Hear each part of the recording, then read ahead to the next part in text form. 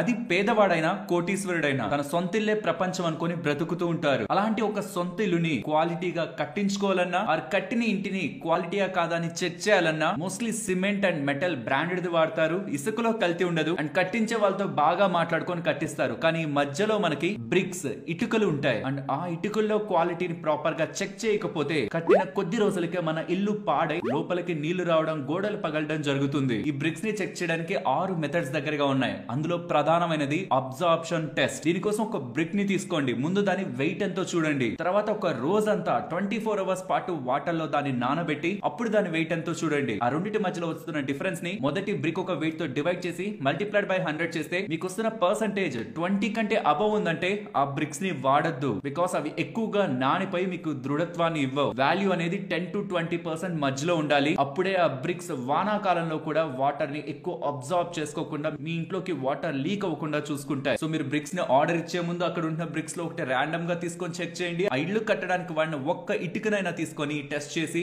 ముందుగానే ఒక్కసారి చెక్ చేసుకుంటే లక్షలు కోట్లు పెట్టి కడుతున్న ఇల్లులు దృఢత్వంగా ఉంటాయి. ఈ ఇంపార్టెంట్ ఇన్ఫర్మేషన్ మన వాళ్ళలో ప్రతి ఒక్కరితోనూ షేర్ చేస్తూ ఇటువంటి ఇంట్రెస్టింగ్ కంటెంట్ ఛానల్లో వస్తూ ఉంటుంది. కాబట్టి మీరు అలా వెళ్లే ముందు ఛానల్ ని సబ్స్క్రైబ్ చేయొచ్చు కదా.